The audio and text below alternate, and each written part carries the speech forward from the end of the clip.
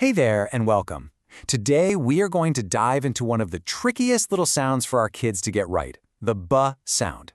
If you're looking for some simple but really powerful ways to help your child out, you are in exactly the right place. Let's get started and turn those tricky sounds into some big wins. So, does this sound familiar at all? Your child asks for the pig blue block, or they point to a pig bubble. It is such a common mix-up, so if you're hearing this, believe me, you are not alone. And here's the good news. This is a totally normal part of learning to talk. And what's even better is that there are some fantastic, super easy strategies that can make a huge difference. So that's what we're here for, to help you turn those P's into B's.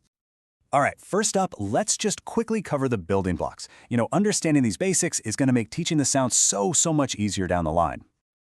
Okay, so we're going to talk about the phoneme, which, I know, it sounds like a really fancy word, but all it means is the single sound we actually hear. So when we say B, we're just talking about that very first little puff of sound in a word like ball or bear. Simple as that. Now let's connect that sound to how we actually write it down. As you can see here, we can use these little picture keywords to remember the spellings. So the picture of a bird helps us remember that single B spelling, and then the picture of a rabbit helps us remember the double B spelling, which you'll usually find in the middle of a word. It's just a really nice visual cue for them to hang on to. Next up, let's get physical. We are going to break down exactly how to form the B sound with your mouth. This is where things get really practical and honestly kind of fun. You can try this with me right now. Okay, first, just press your lips together, nice and firm. Feel that? Now build up just a little puff of air right behind them. And finally, pop. Let the sound burst out. Ba, ba. That little explosion of air, that is exactly what we're looking for. For kids, calling it the popping sound is just perfect. It's an action, it's fun, and it really describes that feeling of making the sound the right way. All right, now for the secret weapon. I'm not kidding, this next technique is usually the key that unlocks the whole thing for kids who mix up their P's and B's. This is the good stuff. And here it is. The biggest problem is often just that they forget to turn their voice on. So what in the world does that actually mean? Let's take a look. Okay, this explains it perfectly. Go ahead and place a hand gently on your throat. Now say pa, pa, pa.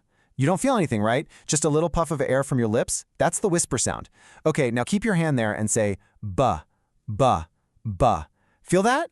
That little vibration, that buzz, that's your voice box turning on. That's the only difference, but man, it is everything.